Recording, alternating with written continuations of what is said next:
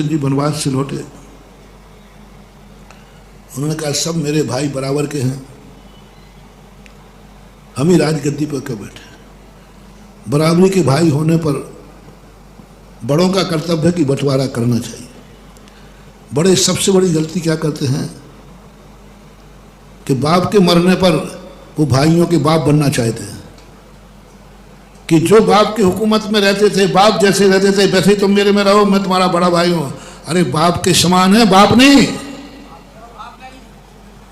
यही तो अत्याचार हो रहा है।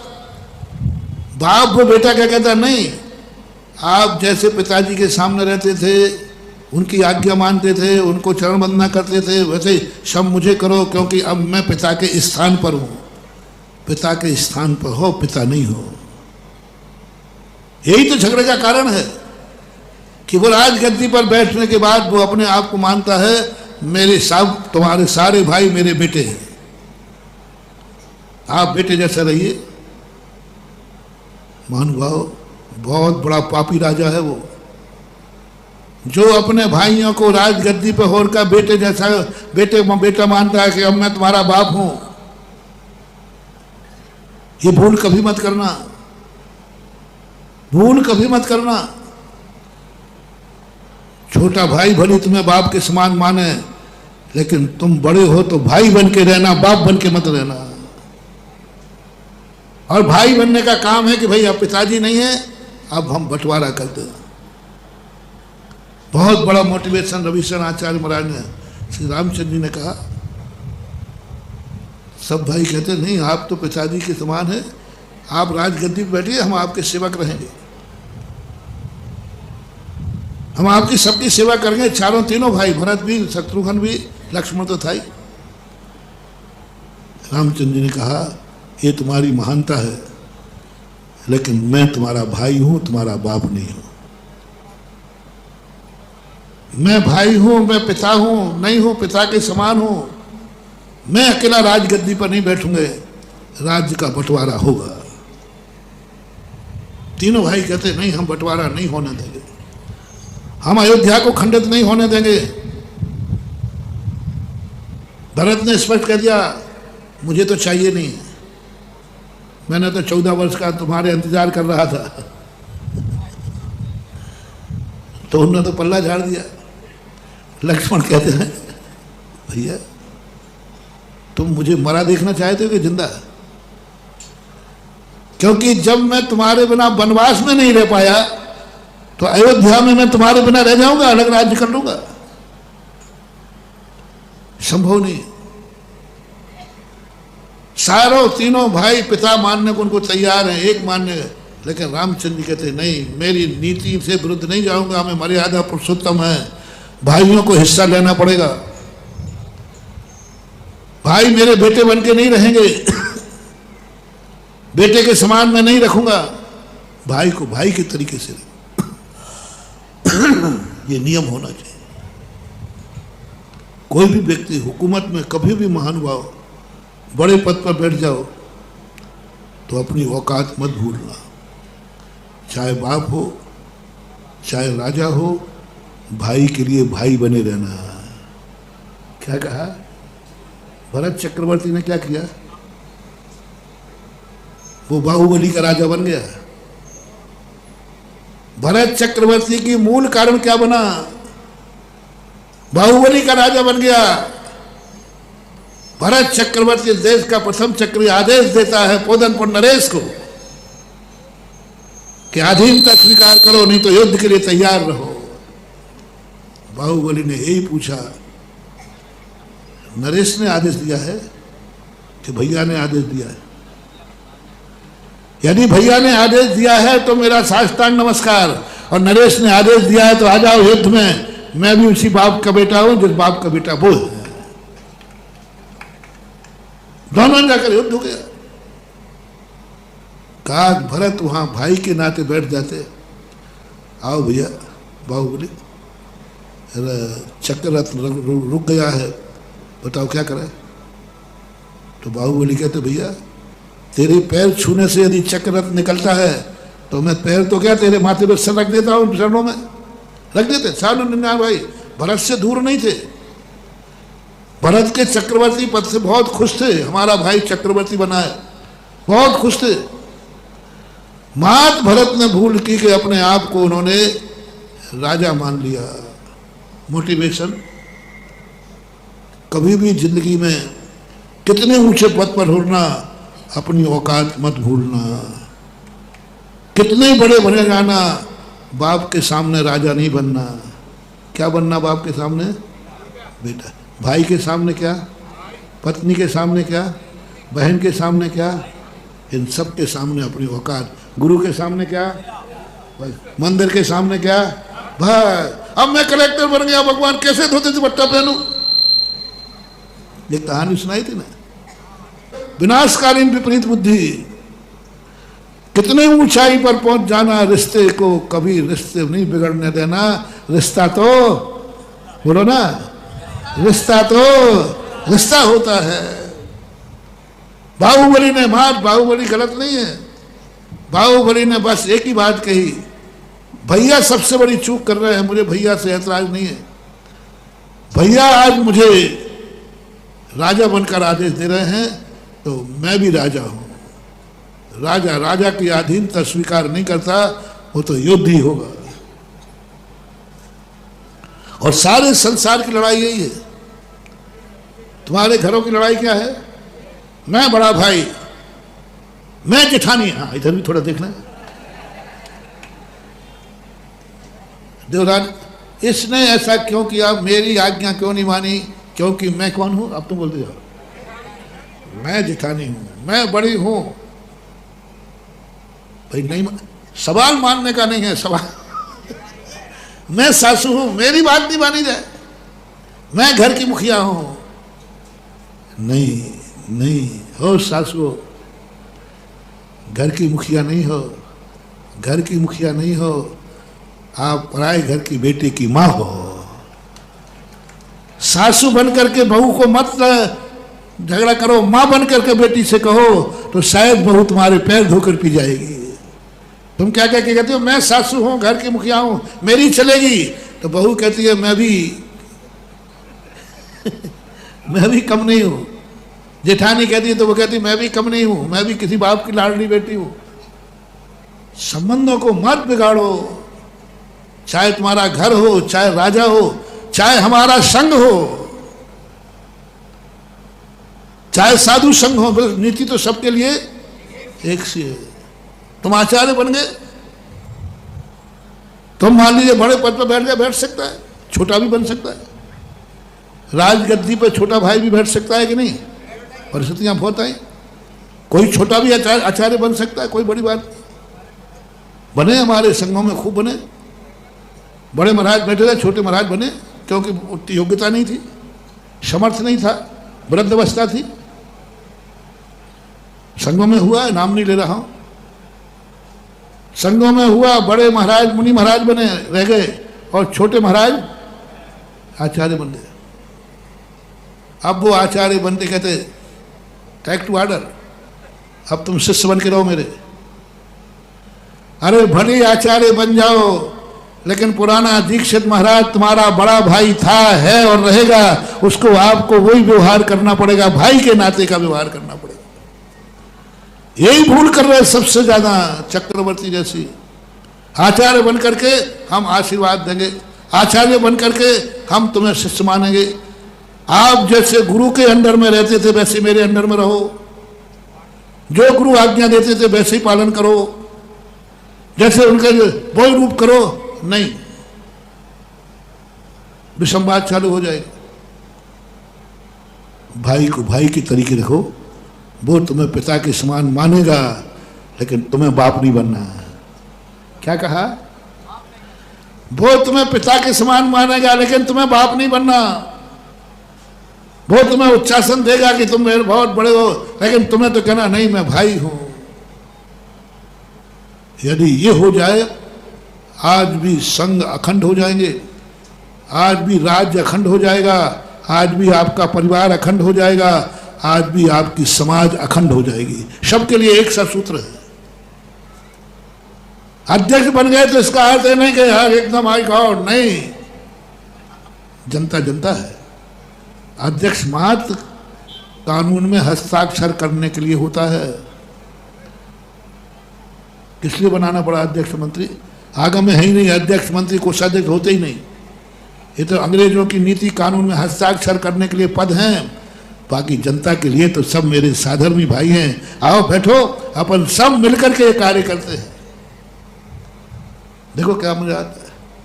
घर में बैठ जाओ कि भाई ठीक है आप लोग मुझे मुखिया मानते हो, लेकिन हम तो सबको एक कुटुंबी मानते हैं, सब हमारे, सब मेरे हाथ पैर हो, मेरे अंग हो, पूरा परिवार मेरे हाथ पैर हैं, ये मान करके चलो तो देखे कैसे गड़बड़ होती। यही सब जगह यही हो रहा है। विघटन का मूल कारण जो मैंने देखा कि जो व्यक्ति जहां पहुंच जाता है पदों पर, हिटलर बन जाता है, सबको अपने पैर की जूती समझने लग जाता है, सबको पैर की जूती समझने लग जाता है, तो सामने वाला इतना गया बीता नहीं कि वो पैर की जूती बन जाए।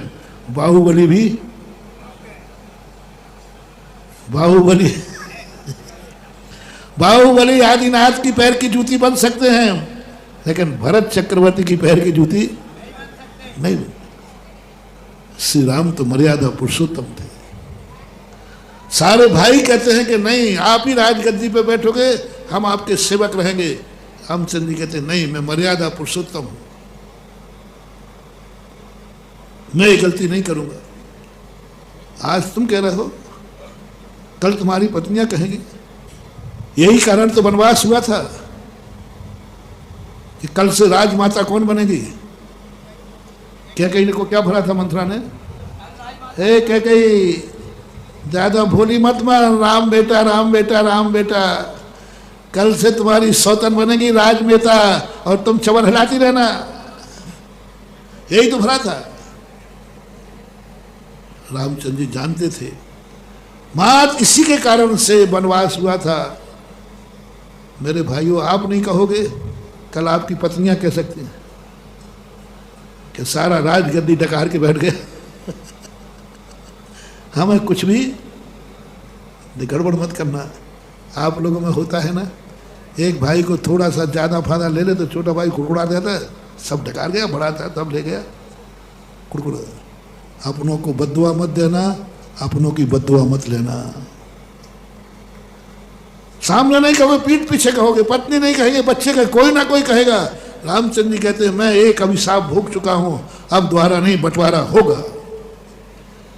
हमारे चारों भाई राजा बनेंगे। बस कह दिया मैंने कि चारों भाई राजा बनेंगे। रामचंद्र जी अड़े हुए। अब रामचंद्र जी की प्रतिज्ञा तो अपन जानते ही हैं, प्राण जाए। अब सब भाई घबरा गए। मेरी प्रतिज्ञा है मेरे चारों भाई राजा बनेंगे। ओहो, कैसे थे राम? एक और कहते थे, छोटे भाई कहते हैं मैं भी राजा बनूंगा, उधर बड़ा भाई कह रहा है मैं भी राजा बनाऊंगा। महानता किसमें दिख रही है? यही मर्यादा पुरुषोत्तम। वो कहते हैं मैं बनाऊंगा, मैं राजा हूं तो मेरा भाई भी राजा ही रहेगा, वो राजकुमार नहीं रहेगा। बाप के सामने राजकुमार होता है, भाई के सामने तो राजा होता है। ऋषभदेव जब थे तो 100 पुत्र राजकुमार थे,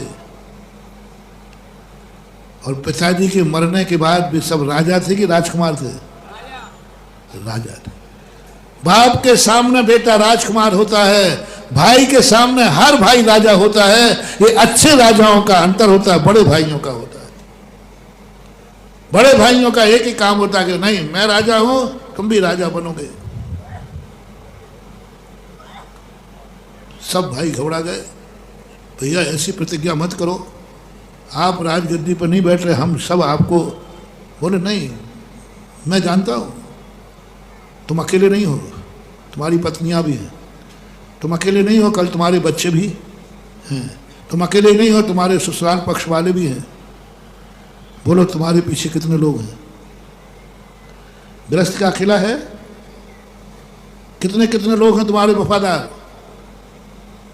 और तुमने जाना क्या तो बुद्धू कहेंगे गहरा, अभी कुछ समझ में नहीं आ रहा है, बाद में अकल आएगी। बाद में जब माता कौशल्या राजमाता बनेगी तब आएगी, क्या कही तुझे अकल तब आएगी। पद्म पुराण पढ़ो, देखो उसमें वैष्णव दर्शन में भी है, कहीं कहीं क्या क्या उलाहना देती है। आखिर टॉर्चर करते हैं तो थोड़ा तो प्रसंग बहुत महत्वपूर्ण है। अर्थ क्रिया को बता रहा हूं। अंत में फैसला हुआ, भैया पीछे नहीं हटेंगे, भैया पीछे नहीं हटेंगे। भरत ने तो अपना कर लिया, बोले तो निपट गए। लक्ष्मण की बात भी रामचंद्र जी को जच गई कि ये नहीं जाएगा, ये तो वनवास में नहीं छोड़ा तो अब क्या छोड़ेगा। शत्रुघ्न तुझे तो राजा बनना ही पड़ेगा। भरत तो दीक्षा ले रहा है, चलो ठीक है। लक्ष्मण मुझे छोड़ नहीं सकता, ये भी ठीक है, तुझे तो राजा बनना ही पड़ेगा। शत्रुघ्न कहता है, बोले कुछ नहीं, टेक टू ऑर्डर, तुझे तो राजा बनना ही पड़ेगा। अब मांग ले तू कहां का राजा बनेगा। हिस्सा किसके भरोसे कर दिया।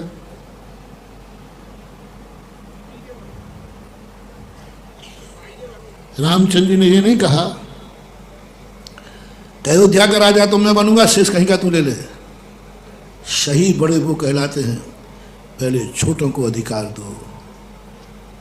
तुम्हारे घर में बंटवारा हो तो सबसे पहले छोटे से कहो, बेटा ये हिस्सा है, पहले तुम उठाएगा।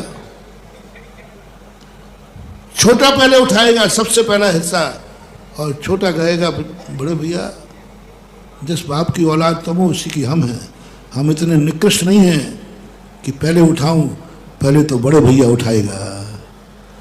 और इन दोनों में झगड़ा होकर ऐसा केस ऐसा केस ऐसा केस, अदालत मत ले जाना, ये सौभाग्य मुझे देना निर्णय करने का। मैं करूंगा, न्यायाधीश बनूंगा, मुझे सब शौक है, चिंता तुम्हें तो मालूम है मेरे। मैं पंचायत भी निपटा देता हूँ, घर गृहस्थी के भी निपटा देता हूँ, निपटाए है एक दूसरे का। पर शर्त एक है, दोनों का झगड़ा हो रहा हो कि नहीं पहले ये चीज़ ये लेगा, पहले ये चीज़ें लेगा, दोनों में नहीं। बड़ा कहता तू कुछ भी कर ले, पहले तू। छोटा कहता भैया नहीं, पहले तुम। ऐसा केस आएगा, बोलो क्या आनंद आएगा, बोलो ना। कौन सा काल आ जाएगा। राम राज्य चौथा काल आ जाएगा। बनाओ रे अपने घरों को चौथा काल। बड़ा भाई कहेगा कि नहीं बंटवारा तो होगा, होना ही होता ही है। आज नहीं होता, एक बुरी बात होता है डिवाइडेशन। तो अंत में हम उसे डिवाइडेशन नहीं कहते, हम विस्तार कहते, विस्तार। क्योंकि जब बच्चों के बच्चे होंगे तो विस्तार, तो एक ही दुकान पर कितने लोग बैठे रहोगे, तो दूसरी दुकान तो खुलेगी खुलेगी। पर कौन बैठेगा। बड़ा भाई कहे पहले छोटे को निर्णय करेगा, नहीं। और छोटा कहता है भैया जिस गुरु के चेले तुम हो उसी गुरु का मैं भी हूं, इतना दीठ नहीं हूं मैं। आप पिता के समान है, पहले आप, पहले आप, आपके बाद जो बचा रहेगा वह मेरा होगा, क्योंकि मैं छोटा हूं। अर्जुन और दुर्योधन में अंतर क्या था। दोनों एक साथ पहुंचे, तो उन्होंने कहा कि भाई तुम दोनों आज किस लिए आए हो, बोलो क्या मांगना चाहते। तो श्री कृष्ण ने अर्जुन की तरफ देखा, आया मधुसूदन, पहले मैं आया हूं, मैं राजकुमार हूं, पहले मुझे मांगने का अधिकार दो। तो अर्जुन ने कहा हमारा दुर्योधन ठीक बोल रहा है। गजब की बात है महानुभाव। दुर्योधन ने उद्दंडता की। दुर्योधन छोटा था, अर्जुन बड़े थे, पांडव बड़े थे, धर्मराज बड़ा था। लेकिन दुर्योधन कहता नहीं, पहला मुझे अधिकार मिलना चाहिए, मैं मांगूंगा वो पहले मुझे मिलना चाहिए। आप बंटवारा कर दीजिए। 2 बंटवारे कर दिए, एक तरफ वो स्वयं हो गए और एक तरफ 11 अक्षौहिणी सेना हो गई। अब कौन पहले मांगे। दुर्योधन ने दावा कर दिया पहले मैं मांगूंगा। तो श्री कृष्ण सोचते हैं अर्जुन भी यही कहेगा कि पहले मैं मांगूंगा। लेकिन अर्जुन तो पांडु पुत्र था, अर्जुन तो तद्भव मोक्षगामी जीव था, अर्जुन तो धर्मराज का भाई था, और उसने कहा मधुसूदन संकोच मत करो, उसी का पहला अधिकार है, उसी का पहला अधिकार, वो मेरे से छोटा है और राजकुमार भी है, ताज श्री का दादा धृतराज का बेटा है, मेरी सहमति है, पहले उसे अधिकार दिया जाए। श्री कृष्ण तुरंत समझ गए, आज मुझे अर्जुन का मित्र होने का गर्व है, आज मुझे अर्जुन का मित्र कहने का गर्व है। मित्र मानते थे पार्थ को, जो भी मानते हैं, मुझे गर्व है। यदि वहां अर्जुन कह देता है नहीं मधुसूदन आप मेरे मित्र हैं, बोलो श्री कृष्ण किसको ज्यादा चाहते थे? अर्जुन को। और अर्जुन दावा कह देते कि नहीं, पहले मेरी तरफ देखो, आप मेरे मित्र होकर के और मुझे, तो श्री कृष्ण को अपने आप को धिक्कारना पड़ता, मैंने कौन सा पाप किया जो ऐसा मित्र मिला। अर्जुन की बस वही तबीयत ग्लेड हो गई, जो ये कह रहा है कि नहीं पहले दुर्योधन को मांगने दो, वह मेरा छोटा भाई है, जो बोलेगा उसके बाद बचा हुआ मैं लूंगा। छोटे का बचा हुआ खाने वाला सच्चा बड़ा भाई होता है, और सच्चा छोटा भाई कौन होता है? जो बड़े का बचा हुआ खाता है, वो प्रसाद होता है। सुनो रे कान खोलकर, सच्चा बड़ा भाई वो है जो छोटे का बचा हुआ खाएगा।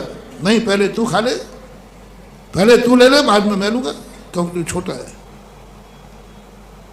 सुन रहे हो रे बड्डे लोगो, ए बड्डे, ओ बड़े दही बड़े, सुनो रे घर के यदि बड्डे हो तो आज का मोटिवेशन लेके जाओ, नहीं पहले छोटा खाएगा, पहला छोटा हिस्सा लेगा, पहले छोटे को अधिकार है, बंटवारे में पहला छोटा उठाएगा, जो बचेगा वह है मेरा होगा, क्योंकि मैं, बोलो ना, बोलो रे बड्डे, क्योंकि मैं बड़ा हूं। ओ छोटे भाइयों छिपकुलियो, तुम भी सुन लो, क्या बात हो गई, एक कोई थोड़ी कहूंगा। मेरे भक्तों से मेरा कहना है, कभी उद्दंडता मत कर बैठना, बड़े भैया की बातों में मत आ जाना, बड़े भैया की इस महानता का दुरुपयोग मत कर लेना, भस्म हो जाओगे, बर्बाद हो जाओगे, सब कुछ पा करके धूल में मिल जाओगे। मैं क्या करूं? बड़े भैया ने कहा कि तू बैठ पहले, बड़े भैया ने कहा तू खा पहले, बड़े भैया ने कहा पहले हिस्सा तू ले ले। मेरे भक्तों से कहूंगा मैं, मेरे भक्तों गलती मत कर देना, मत कर देना, मत कर देना, बर्बाद हो जाओगे, सब कुछ पा करके मिट्टी में मिल जाओगे। तो मैं क्या करूं? बड़े भैया ने ऐसा किया तो मैंने तो कहा था उनसे कि पहले आप करो, नहीं वही उनकी महानता है, वही उनका बड़ापन है। तुम तुरंत जवाब कहना, भैया जिस गुरु ने आपको सिखाया है उससे बोल दो ना, छोटे भैया उसी गुरु का प्रवचन मैंने भी सुना है, उस दिन आप भी थे, और मैं मर जाऊंगा लेकिन भाई के पहले तो नहीं खाऊंगा, भाई मेरा बचा हुआ खाए, भाई मेरा बचा हुआ खाएगा, भाई मेरे बाद उठाएगा। भैया भले ही छोटा हूं तो हूं, लेकिन इतना बुद्धिहीन नहीं हूं, नहीं पहले आप उठाओगे, आपका बचा हुआ मैं खाऊंगा। फैसला करो महानुभाव, बड़े भाई का जूठा छोटा भाई खा ले तो कोई पाप तो नहीं है, और छोटे भाई का बड़ा भाई खाए तो थोड़ा अच्छा नहीं है ना, ठीक नहीं। तुम जिद पे अड़ जाना। और ये दोनों फैसले मैं अपनी लोक अदालत खोल रहा हूं, ऐसा केस वहां मत ले जाना रे, तुम अब बिक जाओगे, पैसा खर्च अलग होगा, इज्जत भी, बोलो ना, घर की बात अदालत में जाएगी, इज्जत खराब हो जाएगी। ऐसे दोनों उठ करके मेरे पास आ जाना, मैं ऐसे केसों का न्यायाधीश बनने को तैयार हूं, कोई फीस नहीं लूंगा, कोई फीस नहीं। गर्व करूंगा मैं कि मैं ऐसे भक्तों का गुरु हूं जो दोनों में इतनी मर्यादा है। तो फिर महाराज जी आप क्या करोगे? अब तो मत पूछो, ये फैसला मेरे ऊपर छोड़ दो, क्या मजा आएगा, दोनों को गुरु के हाथ का प्रसाद मिलेगा। सबने कह दिया हाँ, शत्रुघ्न जहां का राज चाहेगा वहां मिलेगा। शत्रुघ्न घोषणा करता है मथुरा का राज्य मुझे मिलना चाहिए, मैं मथुरा का राजा बनूंगा बस। आप भैया आपका संकल्प है तो मेरा भी है, तुम जिस बाप के हो उसी बाप का मैं हूं, मैं मथुरा का राजा बनूंगा। रामचंद्र जी कहते कि मथुरा तो अपने राज्य में आते ही नहीं, मथुरा तो अयोध्या के राज्य में आते ही नहीं, बंटवारा क्या हुआ? बोले मैं अयोध्या को कैसे बंटने दूं? आपने ये कहा था कि मेरा हर भाई राजा बनेगा, मैंने आपकी आज्ञा का पालन, मैं मथुरा का राजा बनूंगा। रामचंद्र जी कहते मथुरा अपने अंदर में नहीं है, वो दुष्ट राजा है वहां का, बहुत दुष्ट राजा, कई देवता उसको सिद्ध थे, कई देवता। समय हो रहा है, थोड़ा सा संक्षेप करता हूं। बहुत खूंखार राजा था, क्या जनता के साथ अत्याचार करता था, क्या उसकी नीतियां थी, कोई भी वहां सुरक्षित नहीं था। पूरे मथुरा का राजा, तुझे मालूम है वो कितना खूंखार है? रावण से भी ज्यादा बलशाली है, बहुत खूंखार है वो। कैसे जीतेगा तू उसको? जीत ही नहीं सकता। मैं नहीं भेज सकता तुझे मौत के घाट पर। भैया रघुवत रीत सदा चली जाई प्राण जाए, आपने वचन दे दिया है राजा बनूंगा, लेकिन मेरा भी वचन है कि मैं बनूंगा तो मथुरा का। यहां प्रसंग ये कहना चाहता हूं, अपनी इच्छा से भी लोग पद लेते हैं, अपनी इच्छा से भी पद बन लेना चाहिए, कोई बाधा नहीं, लेकिन कब?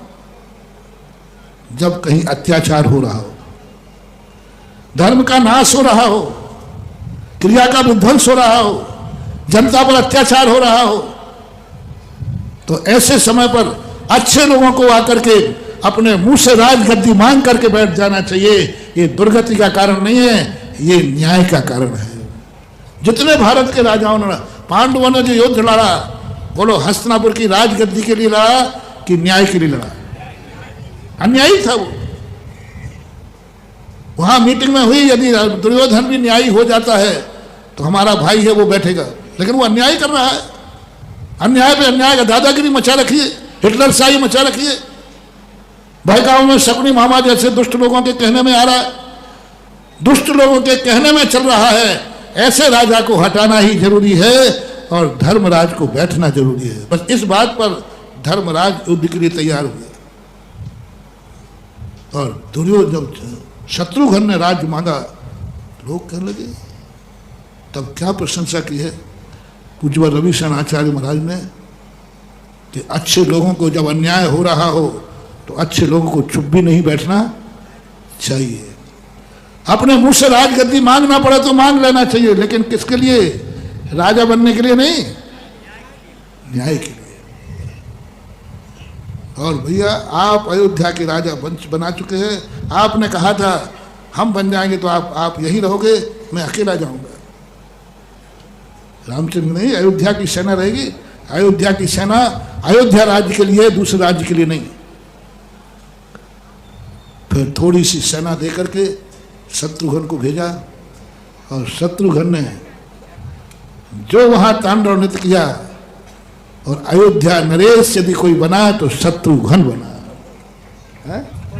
मथुरा के राजा शत्रुघ्न बने, और शत्रुघ्न के राज्य का न्याय प्रिय राज्य था।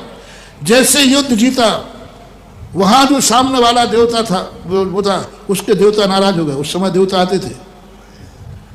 जैसे उनका राजा, नाम उसका ध्यान नहीं, काल संबर कोई नाम था ऐसा, वैष्णव दर्शन में भी ये सब में है। तो और वहां जाकर के बहुत बड़ी स्थिति, उनके देवता नाराज हो गए, पूरे नगर में महामारी फैला दी, लोग मर रहे हैं फटाफट, प्लेग जैसी बीमारी। लेकिन शत्रुघ्न राजा न्याय प्रिय राजा था, उसका परिणाम ये निकला, उसी समय आकाश से सप्त ऋषि, जो अपने यहाँ पर सिद्ध है ना सप्त ऋषि, सप्त मुनिराज जैसे ही युद्ध जीता, महामारी फैली, 2 या 3 दिन सप्त ऋषि मुनिराज आ गए, और 7 मुनिराजों ने जैसे ही मथुरा में प्रवेश किया, महामारी भाग गई। पुण्य का प्रताप देखना। और महामारी ऐसे भागी क्योंकि उनके महाराज के सामने कौन टिकता। तब से ये सप्त ऋषि मुनिराजों की पूजा चालू गई। मथुरा में आने से महामारी दूर हो गई थी, इसलिए सप्त ऋषि मुनिराजों का स्थिति बनी। आज बहुत बड़ी व्यवस्था, निर्देशन, संकल्प, अर्थ क्रिया। मूल प्रसंग क्या चल रहा था? आप क्या कर रहे हो इससे मतलब नहीं, आपका उद्देश्य, संकल्प क्या है। समय हो गया, इसी